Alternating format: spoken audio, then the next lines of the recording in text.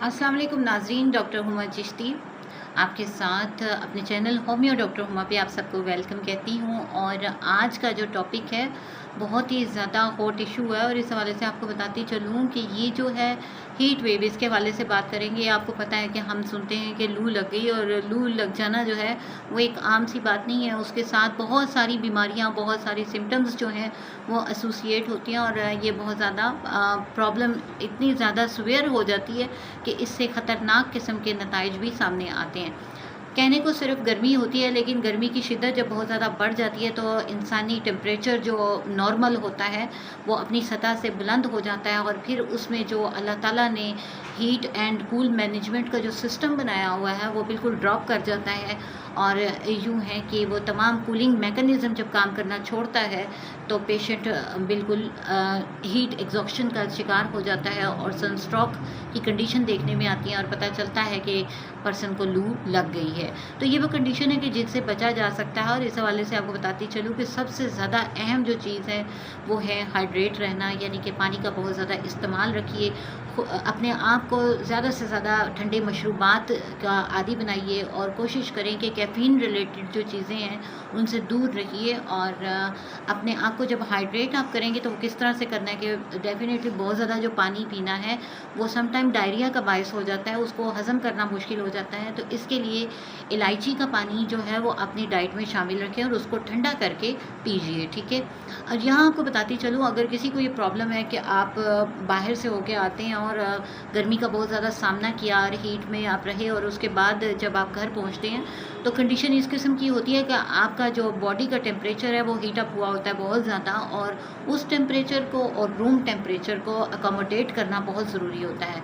आते ही जो है वो एकदम से बहुत ज़्यादा ठंडा पी लेना वो भी नुकसानदेह हो सकता है। आपको ये रिसर्च के मुताबिक बताती चलूँ कि मेडिकली ये बहुत ज़्यादा जब टेम्परेचर बढ़ जाता है, जैसा कि आपको पता है कि जब हीट वेव आती है, गर्मी की लहर जैसे कि शदीद आई हुई है आजकल, और इसकी जो टूट जाने का सिलसिला है उसके बारे में कहा जाता है कि आइंदा 1-2 दिन तक ये बिल्कुल सिलसिला टूट जाएगा, और क्या होगा कि इससे बचत हो जाएगी। कुदरती तौर पे मौसम में चेंजिंग आ जाएंगी और ये जो लू लगने के चांसेस हैं वो ठीक हो जाएंगे।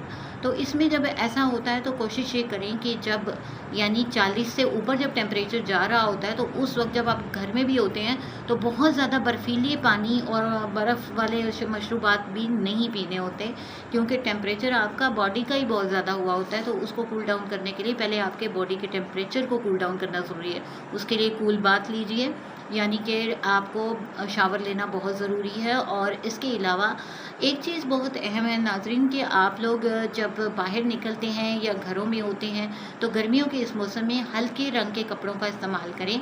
कोशिश करें कि हल्के रंग के कपड़े पहने, क्योंकि ये गर्मी को एब्ज़ॉर्ब नहीं करते, अपने अंदर जज़्ब नहीं करते, और इससे गर्मी की बचत हो सकती है। जबकि जो गहरे रंगों के कपड़े होते हैं, जैसे ब्लैक कलर है, जिस तरह बहुत डार्क ब्राउन कलर है, डार्क ब्लू कलर है, इस किस्म के जो डार्क कलर्स हैं वो मैरून कलर हो गया, रेड कलर, ये सारे कलर्स अपनी तरफ हीट को खींचते हैं। तो इस तरह से आपकी बचत नहीं होती, बल्कि आप प्रॉब्लम का शिकार हो सकते हैं। वो एब्जॉर्ब ज़्यादा करेगी और आपको जल्दी लू लगने के इम्कानात हो सकते हैं।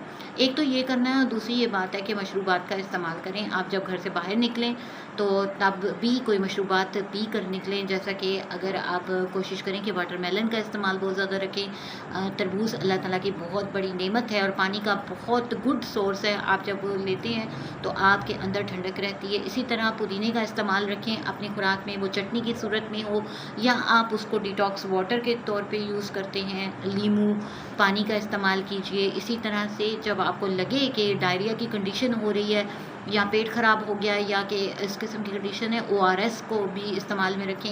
ORS आप ख़ुद भी मतलब बना सकते हैं, इस्तेमाल कर सकते हैं। आप आम पानी में नमक, चीनी और नींबू का इस्तेमाल करते हुए इस तरह का जब ORS पीते हैं तो आपका इलेक्ट्रोलाइट इम्बैलेंसमेंट ठीक हो जाती है, और इस तरह से आप गर्मी की शिद्दत से बच सकते हैं। इसी तरह से दूध और दही का इस्तेमाल अपनी खुराक में रखिए।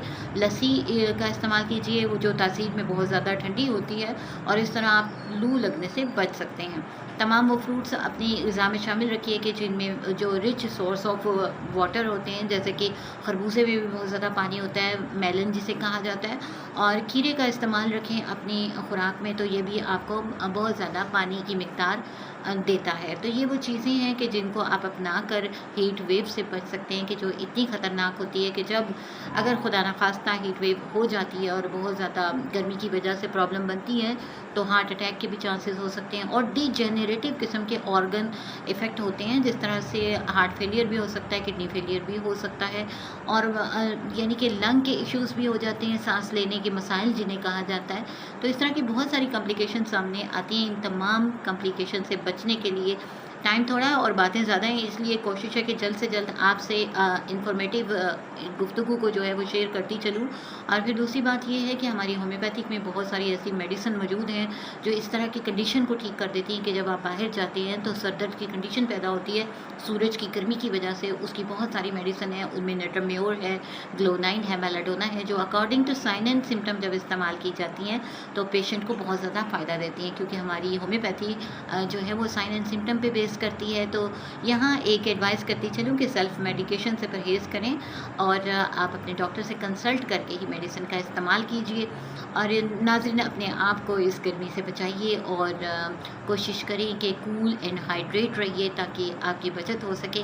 हमें आपका ख्याल, तो इजाज़त दीजिए, किसी नेक्स्ट टॉपिक पे फिर आपसे बात होगी। अल्लाह हाफ़िज़।